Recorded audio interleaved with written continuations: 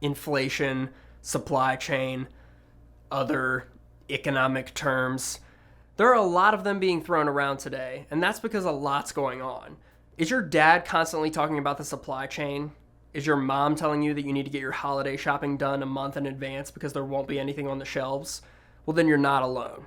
What's going on with the infamous supply chain, and what can you do about it? Up next on Fact Bites.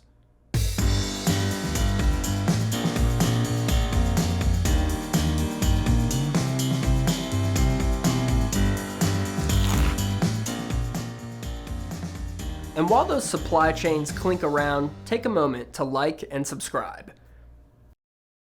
So what's with all this chaos and conjecture? Well, I highly doubt that anyone remembers, but recently we entered into a global pandemic, and we actually never came out of it.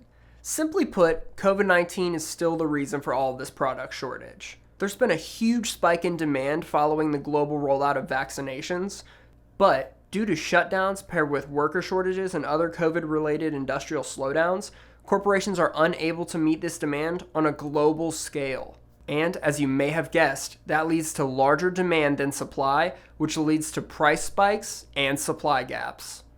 For example, anyone tried to buy a new car recently? Hopefully not, because it's not easy. There's an ongoing global microchip shortage that was yet again caused by the pandemic shutdowns while demand simultaneously skyrocketed, with people needing new computers and remote work solutions. Every new car being made these days has at least 2 or 3 dozen microchips. They can be used to control the infotainment center all the way to things like stability control. Toyota is going to make 60 to 80,000 fewer vehicles in October this year because of it. Some analysts are predicting that there will be 8 million fewer vehicles made in 2021 due to the chip shortage. Some manufacturers, like Mercedes, simply raise their car prices to meet the shortage in supply because their buyers are able to do that. But not everybody can afford to meet the pricing demands of these cars. Most analysts predict that it will take another 1 to 2 years before the industry can catch up with demand. Ouch. And if you're one of those people saying, oh, I'll just buy a used car then, good luck.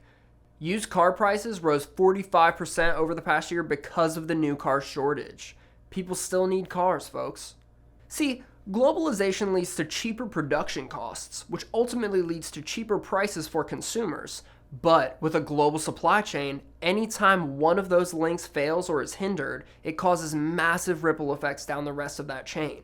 That's the issue we're seeing with most of our manufactured products right now. We just talked about how impacted the car industry is by this. What about the cargo ships waiting to unload? Has anybody heard about that? Well, during the pandemic, everyone got stimulus checks and got really bored, and they all ordered new clothes, new shoes, new washing machines to make up for the cars they couldn't buy. Well, a lot of those item parts or entire items come from overseas, and the only way to traverse those seas is still by cargo boat. Meanwhile, the other thing that happened during or because of the pandemic was a massive worker shortage. Whether that be from the virus, growing dissatisfaction with subpar work conditions, or job transfers for people who couldn't wait for shipping voyages to start up after the shutdown, the number of workers is down. Again, increase in demand, decrease in number of workers, problem. As of November 10th, in San Pedro Bay in Los Angeles, there were over 78 cargo ships floating, waiting in line to be unloaded. An all-time record. What's in those cargo containers? Couches, clothing, appliances, you name it. This is causing big-time inventory and delivery issues for many US suppliers at the beginning of the holiday shopping season, which is probably the worst time of year for that to happen. Some analysts are predicting less Black Friday deals this year, and even like your aunt heard on the news, that stores could run out of some holiday gifts entirely. As someone who buys all of their holiday gifts the Friday after Thanksgiving, I am terrified. But there is some good news. In response to the cargo ship traffic jam, port officials voted to impose a fee on containers that sit around more than 6 days if they're transporting by rail, and more than 9 days if they're to be transported by trucks. Starting November 15th, the carrier companies that brought those containers will be charged a growing fee for the sitting crates. The fee is $100 per crate per day, but that fee could quickly get out of hand since they have thousands of containers on the docks. We're talking millions of dollars. The port directors are hoping to generate as little money as possible from these fees because that means the crates are getting moved properly. The response so far has been positive. Ocean carrier companies have been sending out other ships to remove empty containers from the docks that are helping cause the clog up, and port directors are claiming that fresh cargo is getting picked up much quicker. This is hopefully a sign that holiday shopping issues won't be as big of a problem as previously anticipated, but sadly, only time will tell. And before you start to feel bad for these ocean carriers facing hefty fines, don't. Maersk, the largest shipping company in the world, reported a 68% increase in profit this year. That marks a record gain in profit. All that demand is letting them drive up the price of shipping.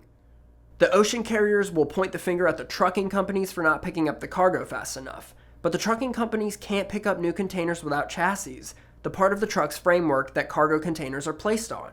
That's because they're sitting under empty containers with nowhere to go. So the trucking companies will point the finger back at the ports, who will point the finger back at the ocean carriers who need to remove the empty containers. And what happens when this kind of domino effect supply chain logjam pops up is just more strain on the consumer's wallet. If retailers are fighting tooth and nail to get their products and paying as much as 10 times their usual shipping costs, it's highly unlikely they're going to charge the same prices as last year. So what are 2 actionable things that you can do as someone with a holiday shopping list that might not get entirely fulfilled? Well, the first thing you can do is relax. We do not need another product shortage like what happened with toilet paper at the beginning of the pandemic, when toilet paper sales rose 845% for 2 days until we were all out of stock nationally. Sure, there was going to be a shortage, but hysteria is what caused the shortage to become an actual issue. Don't do that this time. Don't panic. Number 2, consider altering some of the things on that wish list by shopping as locally as you can.